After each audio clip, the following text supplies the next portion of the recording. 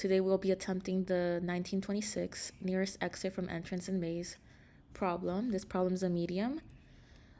So you're given an m times n matrix, index 0, and essentially we want to find the shortest path to the exit. As you can see in the picture, this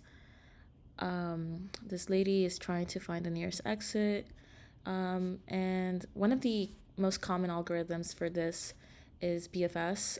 Since we're trying to find the shortest path, BFS would be our best friend here. So let's code this up. So first what we want to do is get the rows and columns. The rows is just going to be the length of the maze, and the columns is going to be the length of the maze at index 0.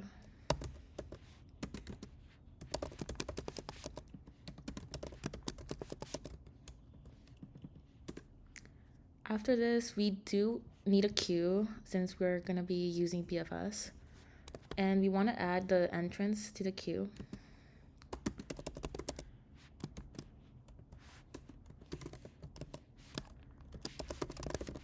We also need to keep track of our steps. Initially, that will be 0, which will be incremented if there are valid steps that we can take. And we'll also need a visit set to keep track of all the visited steps we've taken.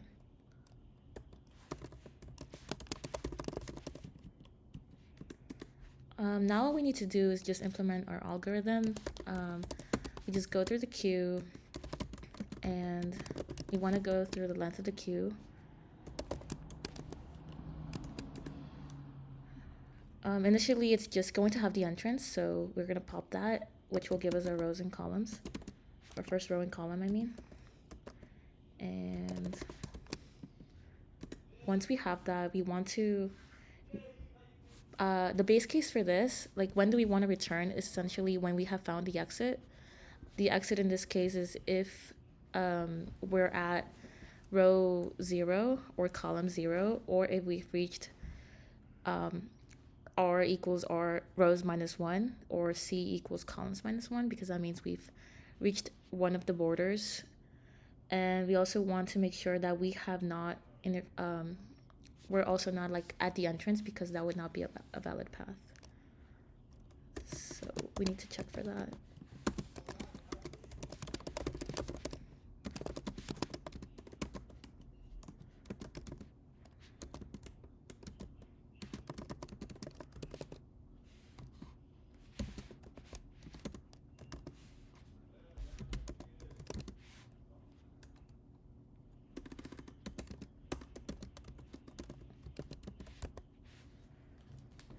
So here we're just checking if we're at a border, because if we are, we want to return the steps we've taken to reach the exit.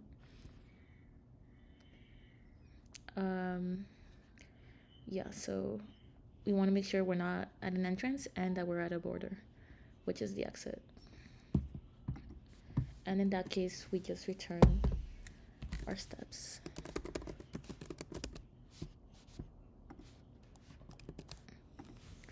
In the case that we haven't reached the exit, we want to find our neighbors, all the valid paths we can take. So I'm just gonna create a for loop for this, which will basically try to find all the valid paths we can take, left, right, up or down. So let's do this with the for loop.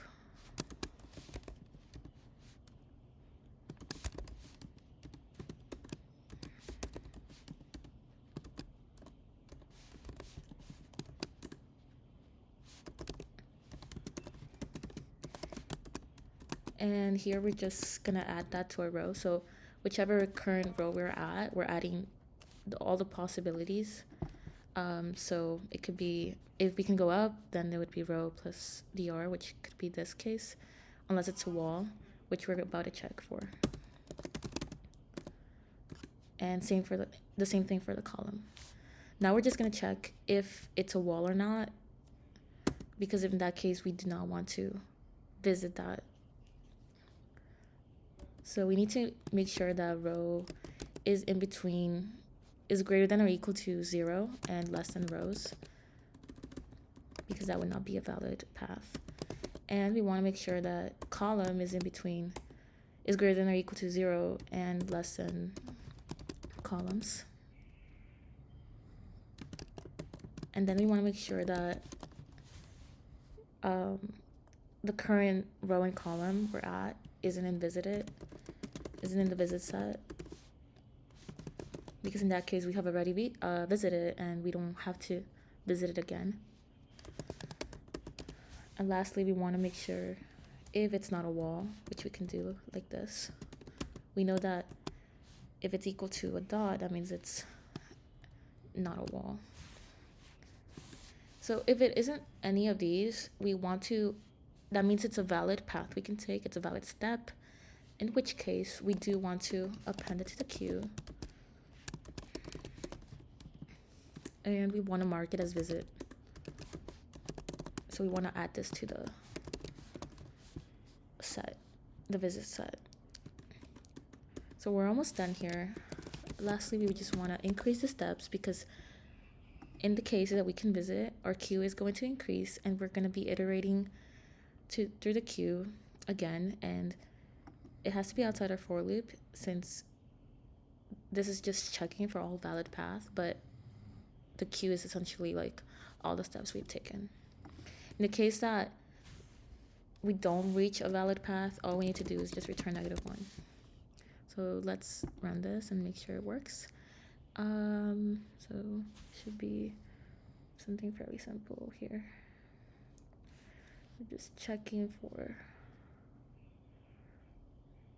all right, so it's R is equal to rows, and wait, no, that was right, my bad. Oh, it's just equal. Yeah, okay, that should work.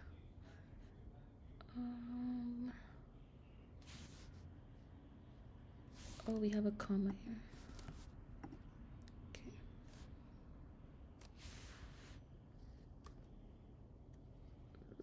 Oh, this was column. Okay, yeah.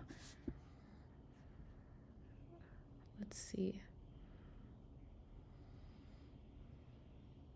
What did we miss here? Columns is not defined. Oh, because I named it call. My bad. Okay, now it works. Sorry, guys. But yeah, let me just summarize this. We are given a problem where we need to find the shortest path. When you see this shortest path, right away, it is most likely going to be a BFS problem, which means we need to use BFS. And with BFS, all we need to do is just keep track of all our visited steps we've done and increment as we go. That's why we need a visit set. And initially, since our entrance we have visited, we have to put that in the visit set. And initially, our queue is going to have the entrance as well. We also need to keep track of the rows and columns, as this helps with the borders and making sure we're able to find the exit.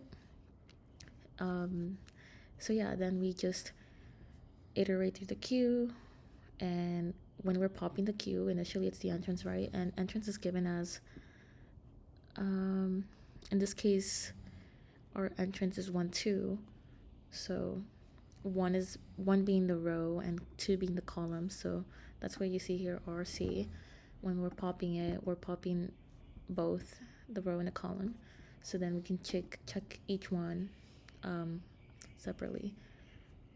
So we have our case where we do find the exit first, because we want to make sure that we're not exploring other places if we have found the exit. In the case we found our exit, we just return the steps we've taken to find that exit. If not, we just have to explore our other paths. And here we are exploring our other possibilities with this for loop by adding it to the, if it's a valid path, we just add it to the queue and mark it as visit, and we will continue with the inside the while loop. And yeah, that's all. I hope this was very helpful for you guys. Thank you.